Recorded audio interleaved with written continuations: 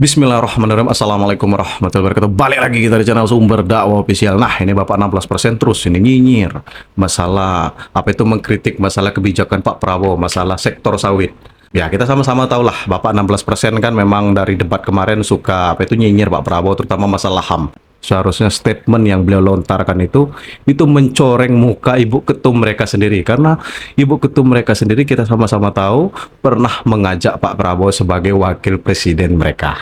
Memang hebat Bapak 16% memainkan drama untuk menunggangi kemarahan masyarakat. Pokoknya untuk Bapak 16% tolong beli cermin yang agak gede di rumah. Oke, nah ini ada berita yang sangat menarik ini. Bapak 16% ditolak mentah-mentah oleh mahasiswa di Papua, termasuk seluruh warga masyarakat Papua. Entah nilai kalian sendiri, apa ini termasuk karma atau ya masyarakatnya yang cerdas. Oke, tambah lama-lama. Langsung saja kita belajar. Bismillahirrahmanirrahim. Let's go. Beberapa hari lalu, di penghujung 2024, beredar berita bahwa deforestasi untuk perluasan kelapa sawit tidak perlu dikhawatirkan. Bahwa sawit itu pohon juga dan daunnya menyerap karbon. Jika kemudian dikembangkan sebuah narasi nasionalistis bahwa sawit adalah aset negara, dan ia memerintahkan agar pemerintah daerah dan aparat TNI Polri menjaga kebun sawit. Mungkin benar bahwa sawit adalah aset negara. Tapi jika kita menggunakan perspektif warga, kita akan mendapati ironi pada pernyataan tersebut. Bukannya sawit itu aset swasta? Tampaknya agak sulit dipercaya Ini untuk Pak Prabowo, tolong lihat dari Pak Prabowo. oleh rakyat yang melihat sawit sebagai simbol ketimpangan ekonomi sekaligus kerusakan ekologi. Kuliah umum yang seharusnya diisi oleh Ganjar Pranowo pun mendapatkan penolakan. Ratusan mahasiswa dari BEM Universitas Cendrawasih menutup gerbang masuk ke auditorium. Mereka mengatakan Ganjar bukan akademisi yang bisa membangun Papua. Nah, betul banget. Warga Papua orangnya cerdas. Ganjar Pranowo tidak lebih dari politisi bermulut manis dan senyum palsu. Ganjar Pranowo bukanlah pengamat politik, bukanlah akademisi, bukanlah dosen. Ingat kawan-kawan, ia adalah salah satu politik. Sekarang tolak kuliah umum, tolak kuliah umum. Hidup Mas Unjil, hidup Mas Unjil, hidup Mas Unjil. Apakah tanaman sawit ini bisa disebut sebagai pohon, Prof? Tidak ya, pertama tidak, karena pohon itu mempunyai kayu. Dia kira rumput itu. Memang bukan rumput, itu rumput gede. Sawit itu adalah pohon karena sawit juga mempunyai batang kayu yang pada umur dewasa dia bisa berketinggian lebih dari 5 meter kalau mau didefinisikan sebagai pohon secara umum. Jadi itu yang perlu diketahui. Jadi kalau ada orang mengatakan apakah sawit pohon, ya pohon, bukan rumput, bukan bambu. Grupnya itu masuk di palma. Jadi salah satu dari palma yang tumbuh dari Afrika sana kemudian dibawa ke Indonesia, diperkenalkan dan kemudian dibudidayakan. Itu yang namanya sawit. Nah, kalau biologi sawit atau familinya apa, kemudian genusnya apa dan ordonya apa, itu ada, bisa kita bisa sampaikan. Spesies di Indonesia ada 2, yaitu spesies Elais guinensis dan Elais olivera. Jenisnya Segede gitu dibilangnya rumput. Iyalah, makasih lah pokoknya. Iyalah. apa? Jenisnya adalah Elais, familinya apa? Aracaceae. Kalau ordonya Aricales. Kalau klasisnya Liliopsida, divisionnya Magnoliophyta, kingdomnya Plantae. Ganjar keangkuhan. Apa dia bilang pada Prabowo tadi? Ditujukan khusus pada Prabowo. Jangan pilih seseorang yang pernah membunuh, melanggar hak asasi manusia. Nggak ada hak sedikit pun Ganjar bicara itu. Yang boleh bicara itu Gibran di UGM, Gibran. Mahasiswa boleh bicara itu. Apa Ganjar? Ganjar bagian dari orang yang mengelurkan Prabowo ketika Megawati mengangkat Prabowo jadi wakil presiden. Jadi orang ini bangsa. Ya, bangsa. Dia tidak punya hak ucapkan itu. Dia bagian dari yang mengeluhkan Prabowo yang diangkat 2009 sebagai wakil presiden. Artinya dia berbohong pada partainya. Kita mau uji orang pada saat-saat terakhir. Nah, ini untuk anak abah, ini junjungan kalian ya. Langsung komentar Bapak 16%. Mestinya Ganjar bilang, terima kasih, selesai. Saya tidak akan komentari soal HAM. Biarkan mahasiswa dan guru-guru besar komentari. Dia menunggangi kemarahan publik, padahal dia nggak ngerti. Dia itu pelaku pelanggaran HAM di Wadas, Kendeng. Kita mesti fair bilang itu tuh. Ya 10 besar lulusan terbaik itu jadi dosen, ya dong. Masa jadi MC? Siapa Mas MC? Saya jurnalis bukan MC. Jurnalis lah kalau Sombong. gitu. Dan jurnalis profesi yang membanggakan loh Mas. Oh iya, maksud saya kalau Mbak lulusan 10 terbaik, wartawan atau itu punya power yang luar biasa. Jadi kalau kita salah-salah ya, mereka yang ngatur-ngatur kita itu terus. Tidak Jadi berani. terima kasih kita bisa duduk di satu panggung. Hati nurani saya pribadi. Bagi saya Ganjar itu bukan gagal. Tapi tidak istimewa juga. Kalau nilai 1 sampai 10, ya 6,5 lah saya berikan. C standar. Lulus juga.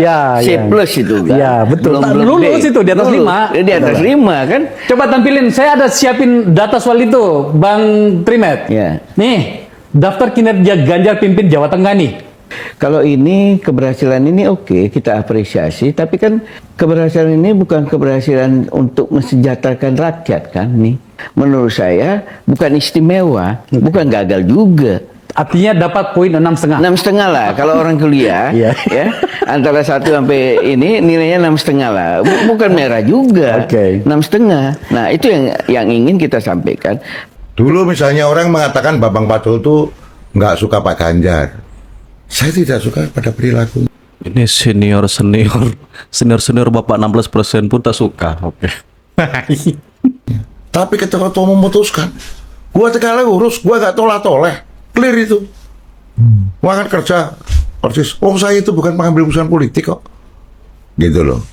Saya pelaksana tugas keputusan politik. Itu harus clear dulu posisinya. Saya mengambil jalan satria. Mengabdinya kemana jelas. Clear. Jadi mau apa lagi? Kan gampang urutannya. Jadi gampang nanti Bu Mega bersabda selesai. Gampang. Residu-residunya di Pak Pacul masih ada? Oh enggak lah, udah selesai.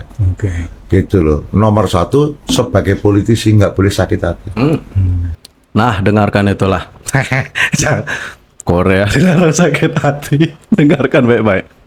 Karena di toko tidak ada yang jual hati. Kalau kau di politisi suka sakit hati, maka kamu nanti ya susah hidupmu. Rugi sendiri. Nomor 1 di politisi itu 1 tidak boleh sakit hati, nggak boleh dendam. Pokoknya yang hati ini harus dijaga semua. Karena tadi saya bilang toko nggak jual hati. Duitmu banyak kalau kau sakit hati. Tapi itu kok diketum Pak D sendiri kayaknya. Keropos nanti kamu punya tulang osteoporosis. Gitu loh. Jadi kalau Pak Pacul sakit hati sama Ganjar, wah kejauhan itu. Itu Anda merendahkan saya, merendahkan kepolitisian saya. Tetapi sekali lagi, menjadi politisi itu yang diukur adalah kebijakan politiknya. Itu yang paling utama. Bukan kemudian partai politik ya kebijakan politiknya kacau, jangan. Nah, itu kualifikasi partai politik ada di sana. Kalau orang bicara politik dan yang didapat ada diorientasikan pada pendapatan, maka dia sebenarnya orang yang tidak paham politik. Politik itu make power, bukan make money. Politik itu make power. Dari power yang didapat itulah kemudian diorientasikan ke apa. Kebijakan politiknya kemana. Politik kita mahal loh ketika elektoral. Gitu loh. Oh jadi kalau expensive. yang ilmunya Pacul Halan lagi ini. Anda jangan salah pilih galah. Anda mau melenting tinggi, Anda harus pilih galah yang tepat. Nah, Mas Ganjar ini kan sudah dapat galah yang paling tinggi, paling tepat gitu. Tapi kemudian, kolom komentar aja, silakan aja. Pura-pura nggak tahu. Pak Jokowi maksudnya. Pindah ke Bu Mega, itu maksud Bung Kodari.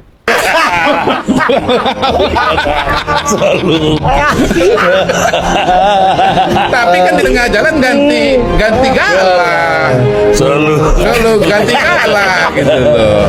Lah gimana? Anda pilih galah, Anda sudah pegang galah yang paling tinggi, yang bisa melentingkan Anda mencapai tujuan Anda itu, tapi Anda ganti galah yang lebih pendek gitu, yang kira-kira udah tahu itu nggak akan sampai. Gitu. Terlalu segmented ini ya, galah kedua terlalu segmented ini. Iya, kalau dalam istilah catur kita kan, ini kan super grandmaster, ganti grandmaster wanita kan begitu. Tapi sampai saya pernah meminta dalam sebuah talkshow, tolong dong jangan libatkan. Saya waktu itu betul-betul dalam hati. Inilah contoh politisi pandai berkata-kata. Kecil saya karena udah berlebihan. Karena setelah itu tambahannya menilai sisi personal anak istri saya sama saya. Penanggung jawab itu saya. Silakan hajar saya, ada kekurangan saya minta maaf, ada kekeliruan saya minta maaf. Tapi ada kemudian penjelasan-penjelasan yang bisa kita berikan. Jadi seranglah Ganjar, jangan serang anak istri saya. Pengalaman saya ya, diolok-olok itu kan nggak sakit. Diolok, dihina, dihujat, difitnah. Ada hal-hal lebih penting di dunia ini, di hidup ini ya. Rakyat kita banyak menderita lebih daripada sekedar saya disakiti, saya Jadi saya ingin berpikir sisa hidup saya ingin berbuat yang baik, itu saja. Ya, jadi orang mau hina, mau olok-olok, monggo silahkan. Saya tidak mau jawab, saya tidak mau layani, dan saya tidak mau balas. Biar aja. Saya begini, dari dulu saya punya guru-guru yang mengatakan kepada saya, Prabowo, kalau kau difitnah, ya kan, itu tandanya kau diperhitungkan. Ya. Wajah kaku Ketua DPR RI Puan Maharani saat bagi-bagi kaos di pasar jadi perbincangan di media sosial. Ekspresi wajah Puan yang terlihat masam tanpa senyum saat membagi-bagikan kaos menjadi sorotan. Bahkan Puan tertangkap kamera sempat ngedumel kepada pengawal yang menyediakan stok kaos untuk dibagikan.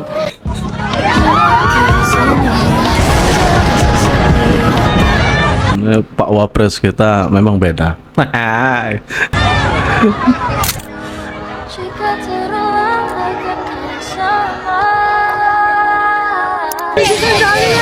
Mas Gibran,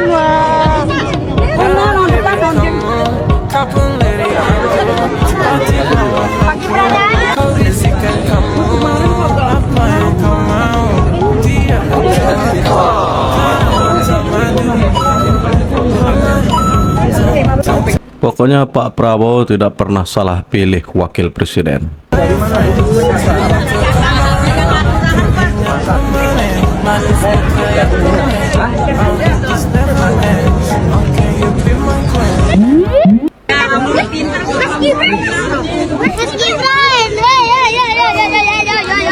Dah, sudah. Pokoknya nilai kalian sendirilah. Senior Bapak 16% pun, mereka saja sebenarnya ya nilai lah.